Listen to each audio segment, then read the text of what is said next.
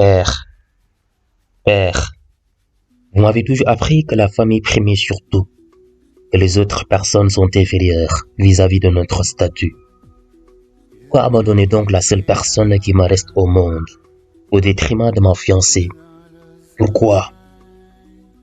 Ce dernier opta plutôt pour le silence et reprit ses tours interminables. Dumbi savait que cette attitude symbolisait qu'il avait déjà pris sa décision, une décision qui était de nature irrévocable. Le désespéré sortit immédiatement des lieux et tourna directement pour rejoindre sa prétendante. Il commençait du coup à imaginer la vie sans son idole, une personne qu'il considérait comme étant le meilleur papa au monde. C'était comme s'il avait perdu son guide touristique au beau milieu de la forêt. Ses larmes commençaient à voir le jour. Et pourtant, il lisait tout le temps les paroles d'un sage qui disait que pleurer n'était pas synonyme de lâcheté, mais plutôt d'un cœur doux. Et c'est bien d'avoir un cœur doux et plein de tendresse. Mais ces mots allaient à l'encontre des principes de son idole. Il marcha. Il marcha. Il marcha. Sur les lieux, l'ethnocentrique le remercia vivement avant de lui rappeler les principes de base de leur ethnie. Il lui disait d'être tenace pour affronter le monde. Et pour finir, il lui ordonna de chercher une femme, au cas où sa promise mourrait de sa maladie. L'eunuque enfant était en ce moment contrarié d'entendre ces mots.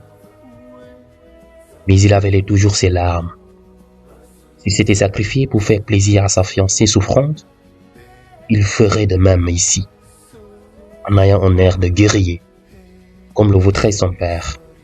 Pas de larmes, ni de visage triste. Il resta auprès de lui, tout en le voyant quitter ce monde. Dès qu'il sentit que ce dernier ne respirait plus, son sentiment fut basculé vers l'angoisse et le désarroi. Il parvenait à peine à bouger ses membres. C'est comme si un immeuble d'une dizaine d'étages s'était effondré sur son abdomen en l'asphyxiant. Il est parti. Il est parti. Il est parti.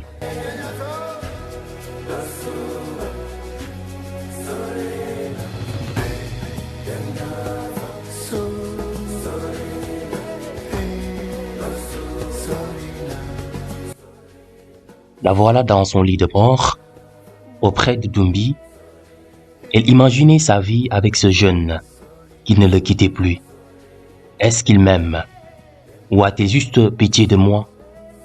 S'interrogea la guerrière. Et pour avoir des réponses à ces interrogations, elle s'en ouvrit à son soigneur. Inquiet, le jeune homme s'abstenait de révéler son sentiment, du moins le genre de sentiment qu'il éprouvait à l'encontre de son interlocutrice. Son père lui disait souvent qu'une vérité qui blesse vaut mieux qu'un mensonge, même si ce dernier provoquait le sourire. L'homme se trouvait devant une fille laide et répugnante. Néanmoins, il pensait qu'il n'avait pas le droit d'accroître sa souffrance. Il se mettait dans la peau d'un médecin.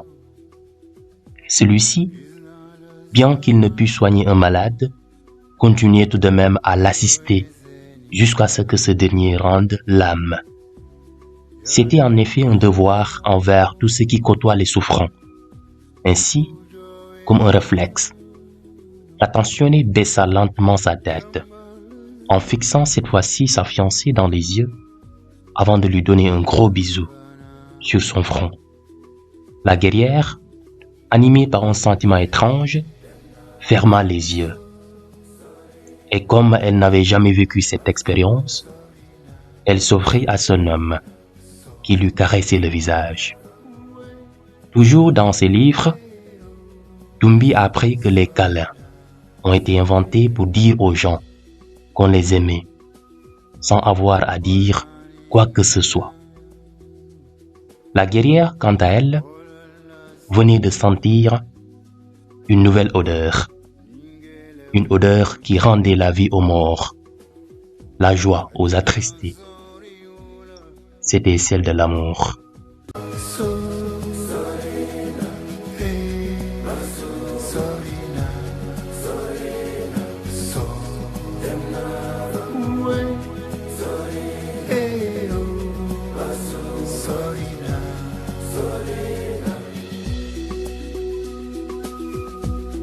Holna